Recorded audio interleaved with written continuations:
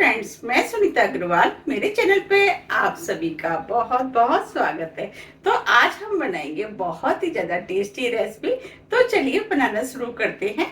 आज मैं आपको घर में रखी हुई चीजों से एकदम सिंपल तरीके से बहुत ही ज्यादा टेस्टी लहसुन की चटनी बनाना बताती हूँ कैसे बनाई जाती है। और चटनी तो सभी को बहुत ज्यादा पसंद भी होती है। तो चलिए बनाना शुरू करते हैं।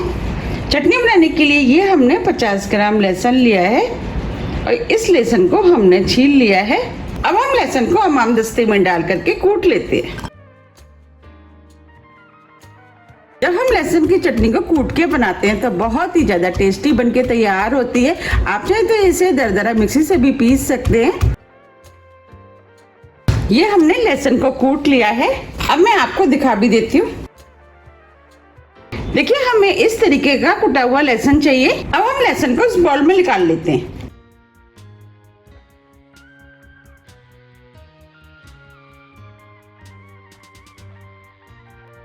अब लहसुन को साइड में रख देते हैं और चटनी बनाने की तैयारी कर लेते हैं। ये हमने कुटी हुई लाल मिर्च ली है। अब हम इसमें से 2 बड़े चम्मच मिर्च इस बाउल में डाल देते हैं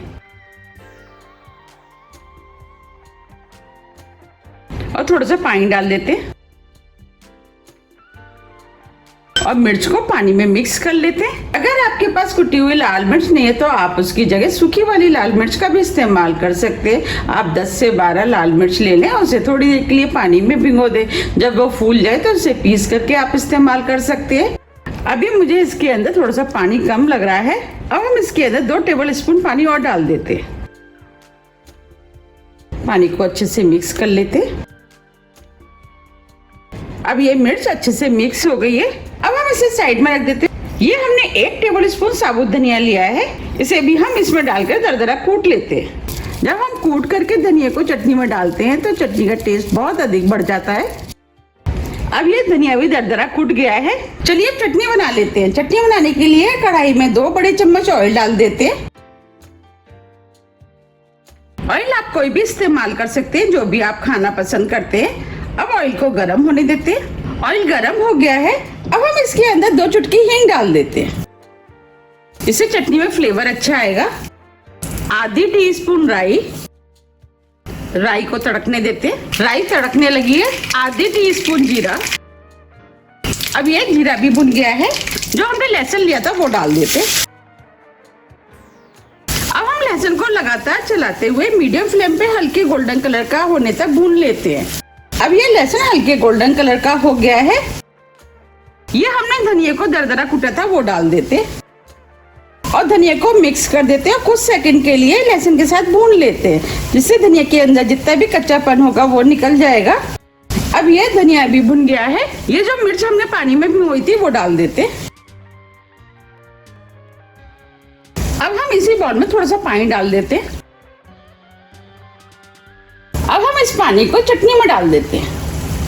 अब हम चटनी को लगातार चलाते हुए मीडियम फ्लेम पे 2 से 3 मिनट करीब भून लेते हैं। ये चटनी खाने में बहुत ही ज्यादा टेस्टी लगती है। आप भी इसे बनाइए, आपको भी ये बहुत ज्यादा पसंद आएगी। अगर आपको मेरी रेसिपी पसंद आ रही है तो रेसिपी को लाइक कर दीजिएगा और अभी तक मेरे चैनल को सब्सक्राइब नहीं किया है तो आप चैनल को भी सब्सक्राइब कर दीजिएगा और बेल आइकन को भी प्रेस कर दीजिएगा, जिससे कि मैं जब भी नई वीडियो अपलोड करूं उसका नोटिफिकेशन आपको सबसे पहले आए।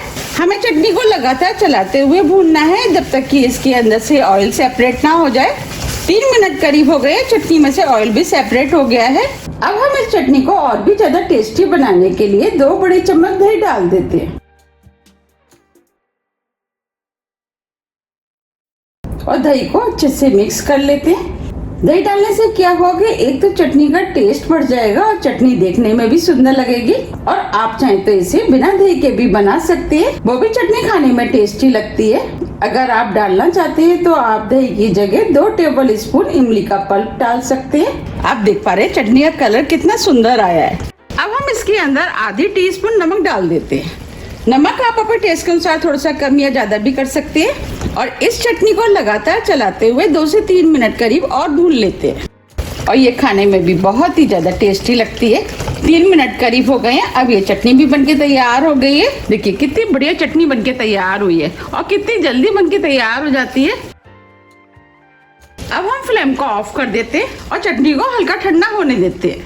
चलिए अब चटनी को सर्व कर लेते हैं। आप देख पा रहे हैं कितनी मजेदार और टेस्टी लहसुन की चटनी बनके तैयार हुई है और ये चटनी खाने में बहुत ही ज़्यादा टेस्टी लगती है और इसे बनाना भी बहुत आसान है, झट से बनके तैयार हो जाती है। अगर आपको सब्जी अच्छी नहीं लग रही है तो आप इस चटनी को रोटी पे लगा करके खा सकते हैं और अगर आप 2 रोटी खा रहे हैं तो आप इसकी जगह 4 रोटी खा जाएंगे। आप इस चटनी को सिर्फ रोटी से ही नहीं, आप इसे पूड़ी, पराठे, चावल आप किसी के साथ भी खा सकते हैं क्योंकि खाने में होती ही इतनी टेस्टी है।